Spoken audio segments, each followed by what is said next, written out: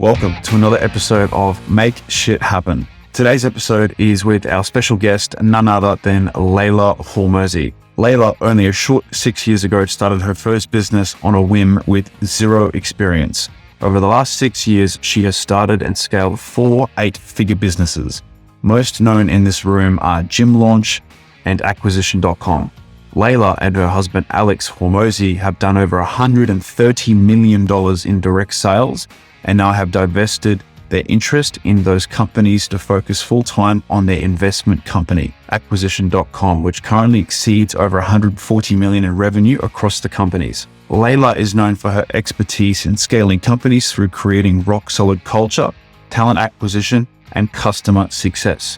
I hope you enjoyed the episode.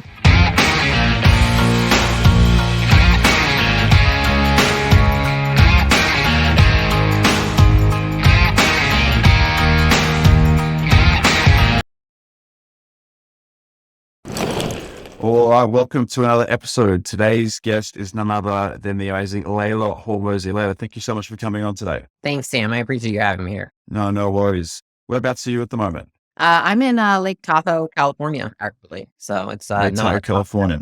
Yeah, it's not as hot as awesome. Boston. Yeah, no, they've never been. How old is it at the moment? How hot is it? Yeah.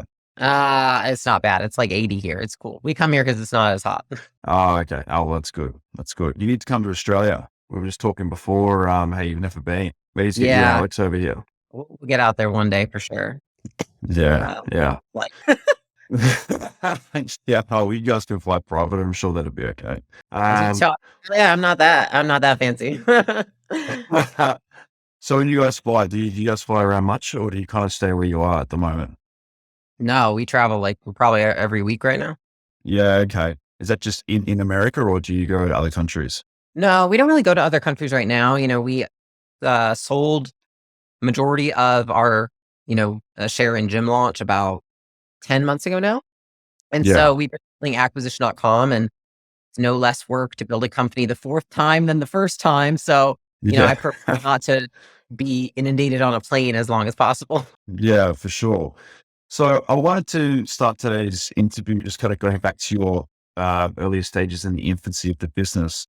So I thought I'd start off just asking about you and Alex. How did you and Alex meet, and how did the relationship kind of form between you two? Yeah, I'll give you the accelerated story. Alex and I met on Bumble, which is like a dating app. And, it was we were meeting just because to go on a date, but we honestly just had so much in common in terms of like our goals, our ambitions, like our careers, that we ended up working together about 5 weeks later. So it was not traditional, but we just have like a really unique relationship. We're great business partners, and we're also great husband and wife. And so it works super well for us. Not common. I don't recommend it for everyone. But it worked really well for us. And I think if anything, the two kind of help each other. Like learning how to be a better wife always helps me also learn how to be a better business partner. Learning how to be a better business partner also always helps me be a better wife. So, I mean, it's just been awesome, honestly. Because you guys did you start off dating before the business, or was it business first and then dating? It was just both at the same time. So both at the same time. Yeah. Like I said, we met on Bumble, and then, essentially it was kind of like, we realized that we had this click in terms of we had complementary skill sets. We had similar mission, similar values, similar things for what we want in our lives. And, Alex kind of broached it. He's like, I mean, why wouldn't we he's like, I really want to start a business. I don't want to do these things I'm currently doing. What if we did it together? And I was like, because I was looking to start a business, and I was telling him I wasn't sure which one I was picking. And he was like, well, what if we just did something together instead? And I was kind of like, that sounds absurd. I just met you, like this guy from the internet. But, given a few weeks, it wasn't that absurd. I'm young. I don't have much to lose. So I'm kind of like, whatever. Like, what's the worst case scenario? Worst case scenario is I end up at my dad's house, like on the couch for a few weeks, but I'm like between trying to figure out where I'm going to go live because, essentially we got rid of both of our places in order to like travel to start GymLaunch. And I didn't think that was that bad. So I decided to take the risk, and so did he. And it ended up working out for the best. I mean, it was really hard. Don't get me wrong. But I think both of us are not afraid of hard work. So it worked out. Yeah, definitely. Because I've watched a few of the episodes with you and Alex, and he did touch base on, I guess, when he started GymLaunch, that he was essentially sleeping in the gym and on the ground for quite a while. Did No, you? no, that was when he started his gyms, which was about 5 years prior to Gym Launch. So Alex had a chain of, he had 6 gyms of his own before we met. And so he ended up selling all of those before we started Gym Launch. Right. Okay. That was before gym launch. Gotcha. Yeah.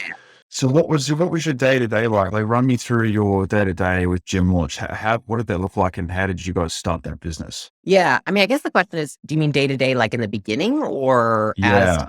one? In the infancy stage of the business. Yeah. I mean, listen, in the beginning of any business, I think that, and I think a lot of people get this wrong, which is they think like, what's the job of CEO or of a founder? And the job is just to continuously be chasing the constraint and solving for the constraint of the business. And so it's the same in the beginning as it is at the end. The issue is at the beginning, you're not just solving the problem. You're also the one going in and tactically fixing the problem.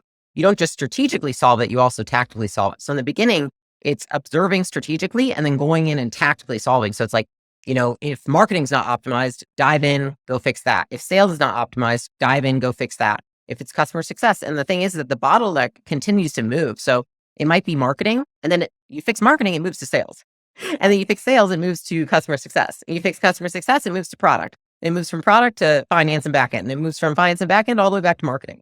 And so I think in the beginning, it's a lot of constant iteration and what like my CFO likes to say, like working concentric circles, which is just continuously going in that circle, fixing and fixing. And every time you go along that circle, it levels up a little bit. In the beginning, it's really hard because it's just you. And so in those early days, that was what it was. I mean, it's really being a firefighter. It's really just doing everything, learning enough about every role needed in the business that you could fix it yourself. Because that's really what's required. You have to be the ultimate generalist of a business when you're first starting it.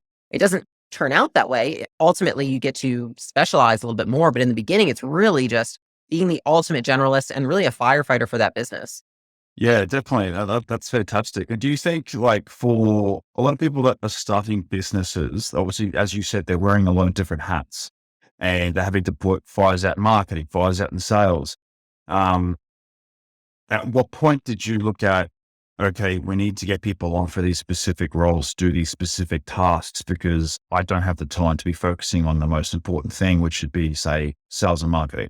Yeah. I mean, you obviously need to be profitable.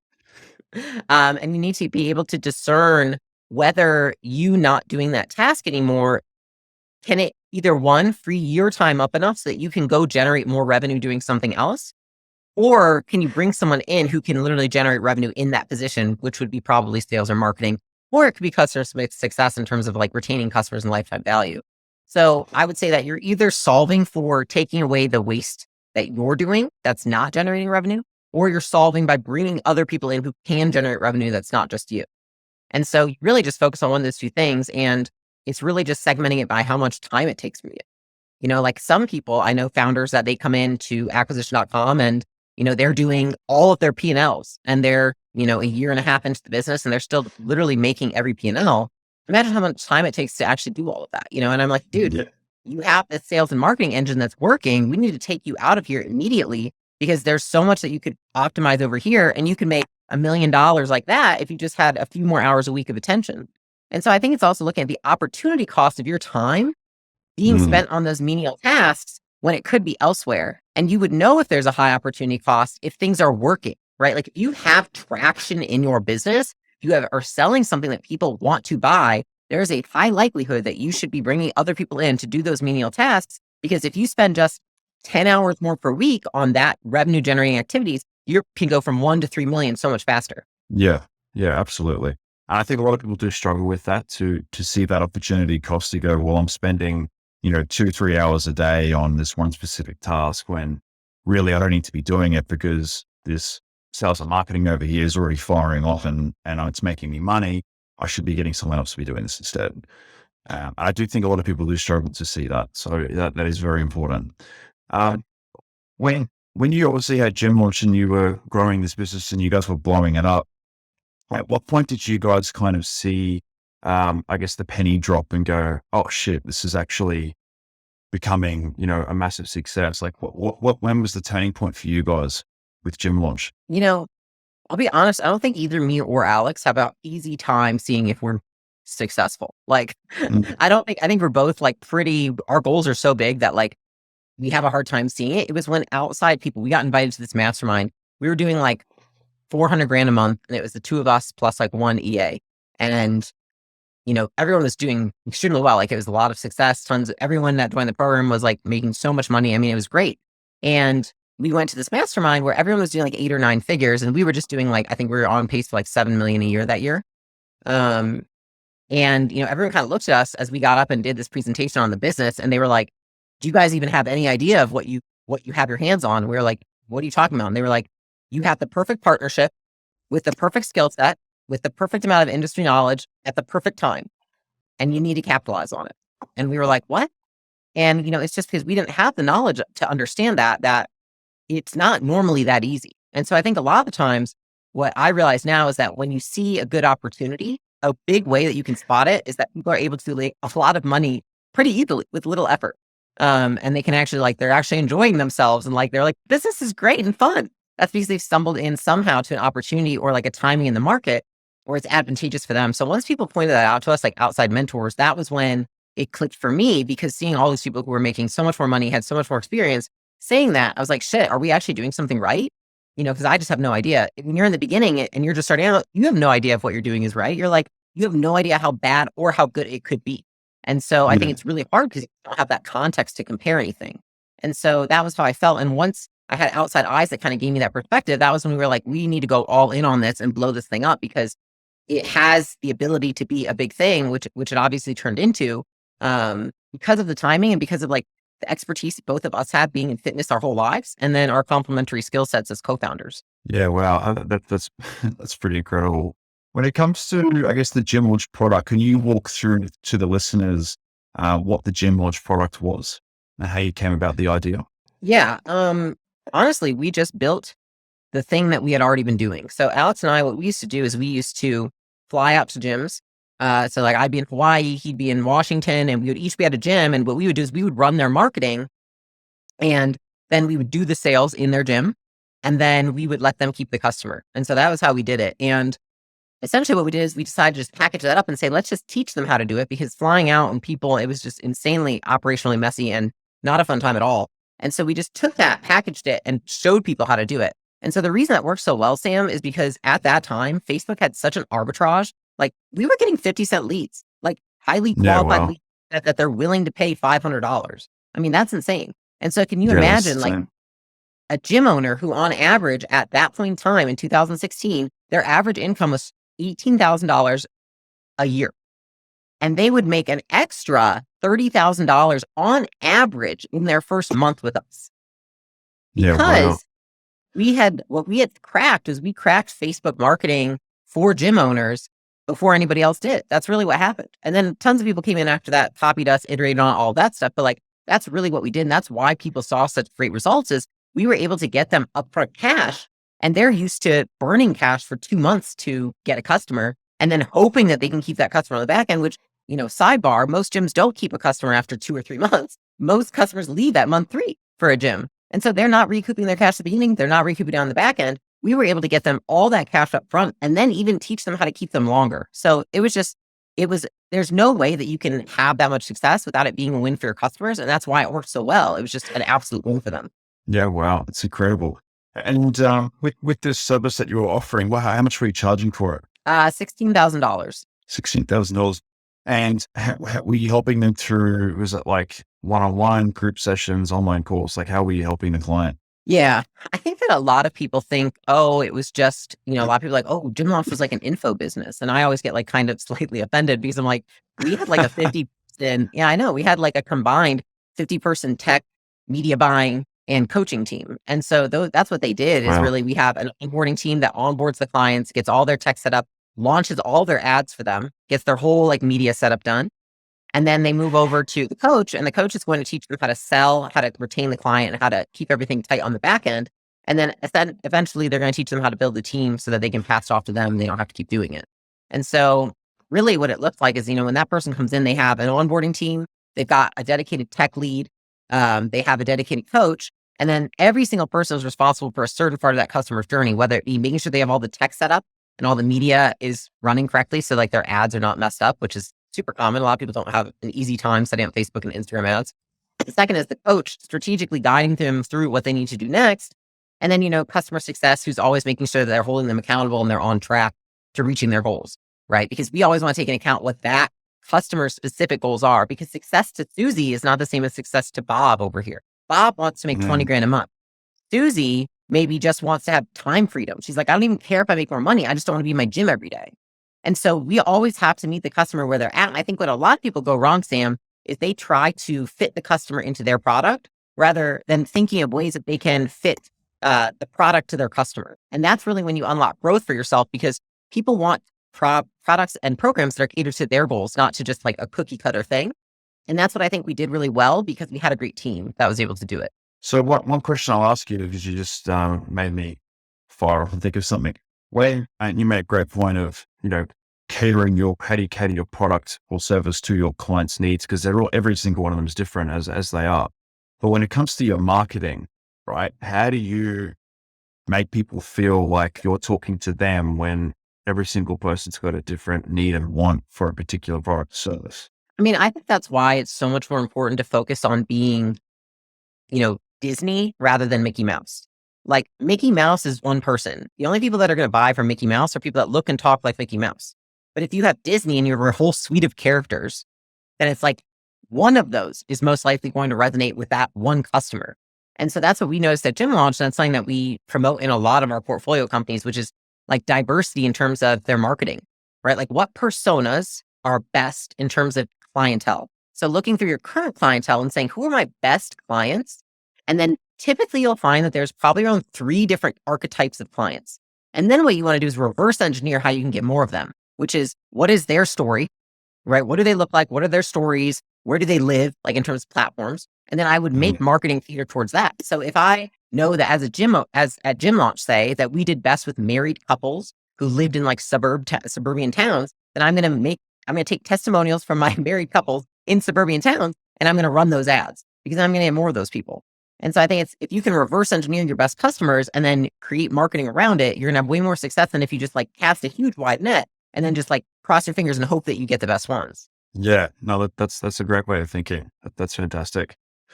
When it comes to, I guess, when you guys started the first business, and then you also got acquisition.com now, that you guys are absolutely killing it in. What do you think was the biggest change in your mindset between this business and the business that you're currently running now, and just where you're at, generally speaking, with yourself and Alex? Where do you see your mindset change between back then to now? Yeah.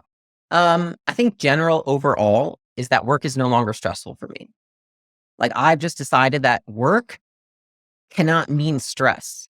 And I think a lot of people in the beginning, you associate it with it because you worry about like what you're going to lose if you don't do it correctly, what you're going to lose if you lose your business. And I think for me, confronting all of those fears has been what's allowed me to move so much faster with so much less stress in acquisition.com. Like, I'm building this thing 50 times faster than I built Gym Launch, 50 times better with 50 times more quality everything. And it's only because I have such more clear thinking, because I've learned that like I've gone through all the like worst case, the COVID, the terminations, the layoffs, like all the huge mistakes I made in Gym Launch. And you know what you realize is that at the end of the freaking day, you're still here. Like, business is a game we choose to play. And so I'm only doing it now because I'm like, I want to do this. And I wanted to do it then as well. But for some reason, a lot of business owners in the beginning were like, well, I have to. It's probably because you're trying to prove something to yourself and to other people. But I think over time, realizing that mentality was going to keep me stuck at a level. Like, I was like, I'm not going to go past 100 million if I stay there, because like, I'm just going to get so stressed. I'm going to like ultimately like combust, because you just get to a point where like, that doesn't serve you anymore. And so in acquisition.com, it's really just like understanding that I choose to do this.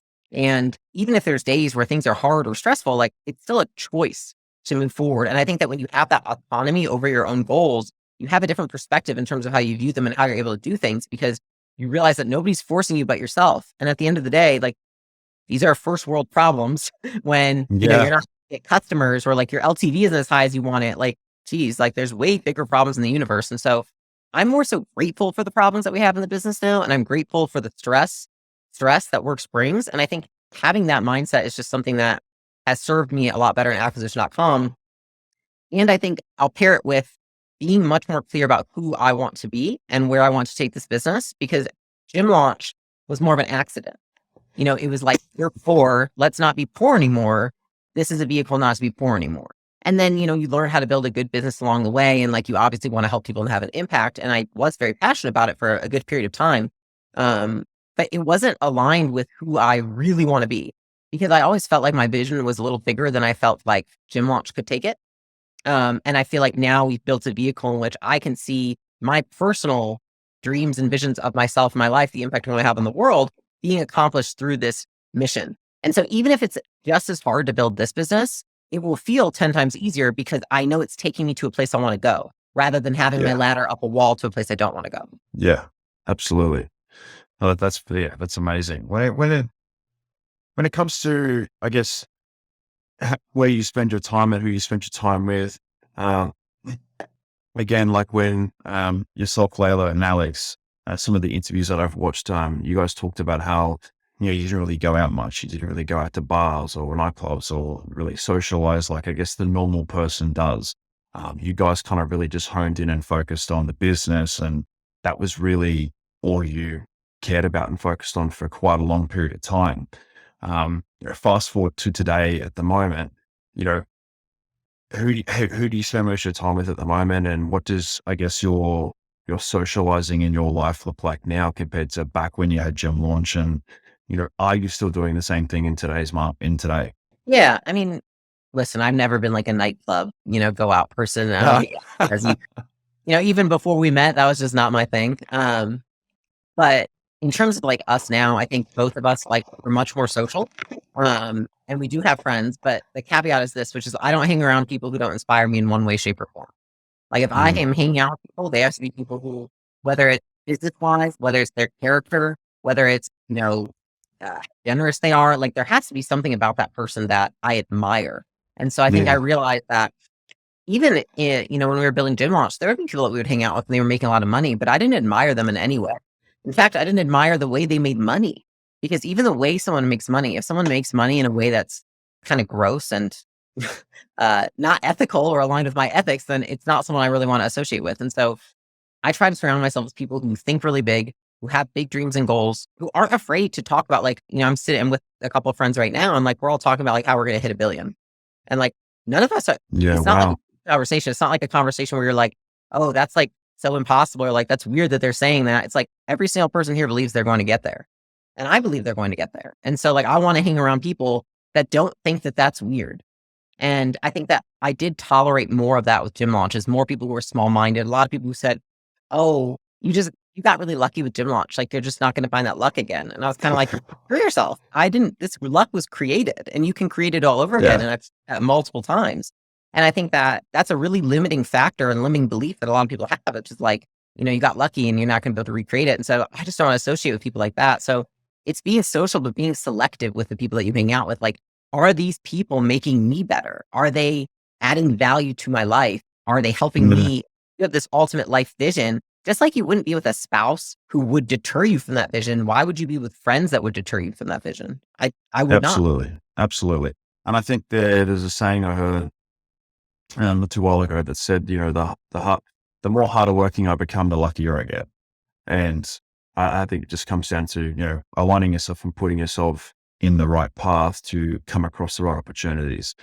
And because like you see a lot of people, and, I'm guilty of it too myself, where you had a long-term friend since, school, high school, whatever, and, you're focusing on your business and your mission, and you still aren't ready to cut that person off, even though they don't inspire you or they don't align with where you're wanting to go. Some people do really struggle with actually cutting that person off that they do need to cut off in order to, break that barrier and get to the next level. Yeah. It's a common problem. Yeah.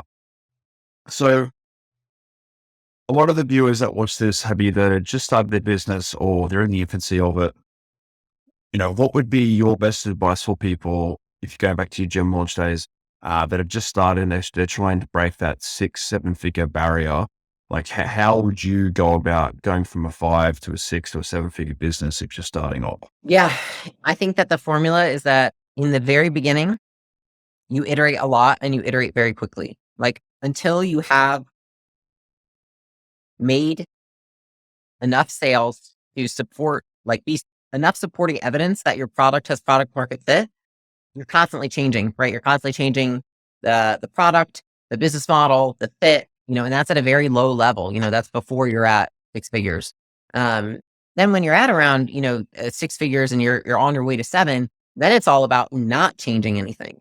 Because what happens often is, honestly, entrepreneurs are really great at making dramatic changes and pivots. And that's then what prevents them from getting to the next level. And so, I was on literally 2 calls today where I just had to tell them to stop trying to change things. I can tell you, I have some of the smartest, most talented people that we have in our portfolio. And the only reason that they would ever fail is because they would overcompensate by changing too much. And that's typically the pattern that entrepreneurs have, is that they don't believe or they don't know how to make incremental changes.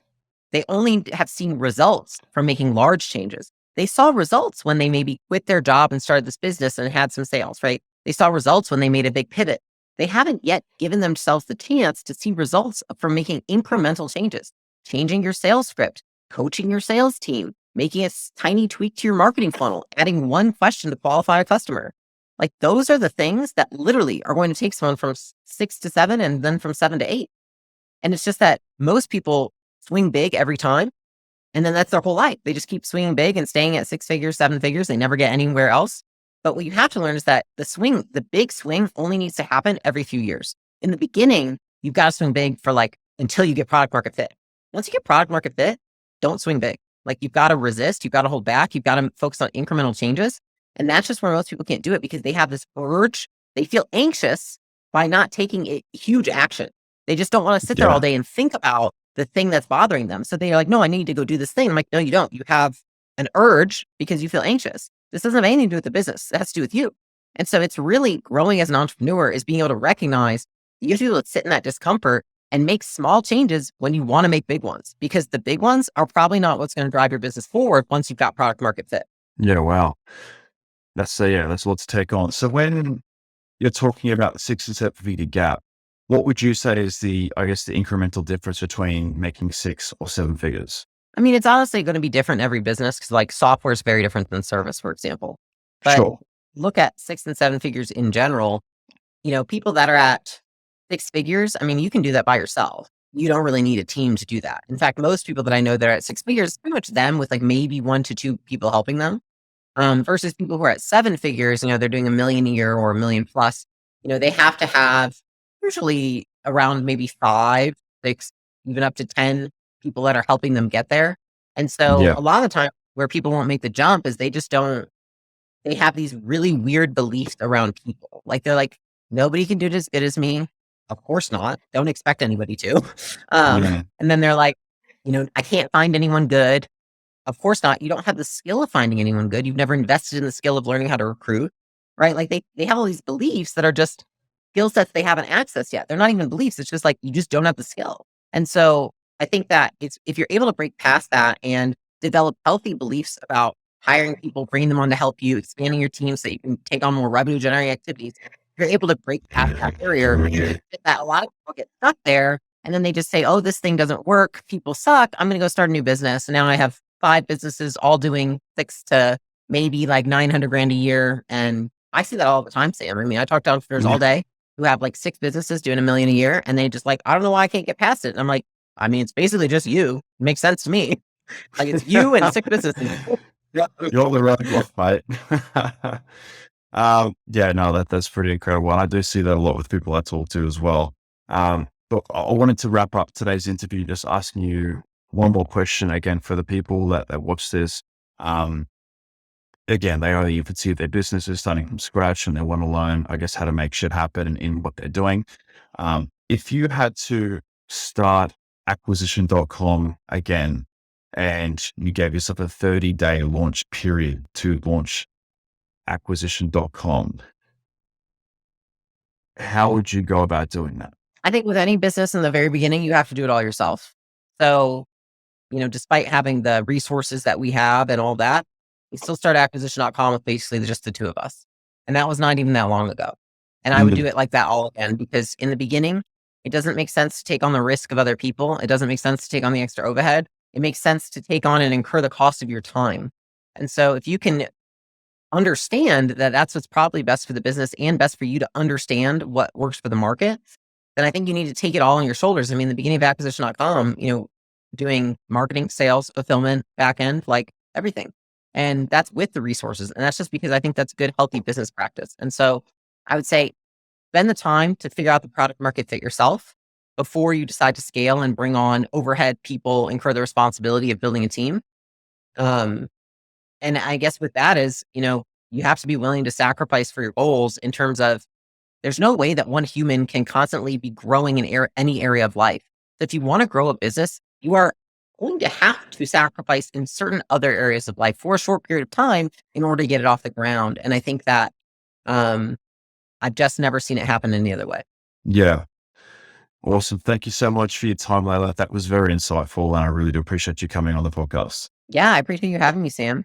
Absolutely. We need to do this again. I need to get you to come to Australia. Great.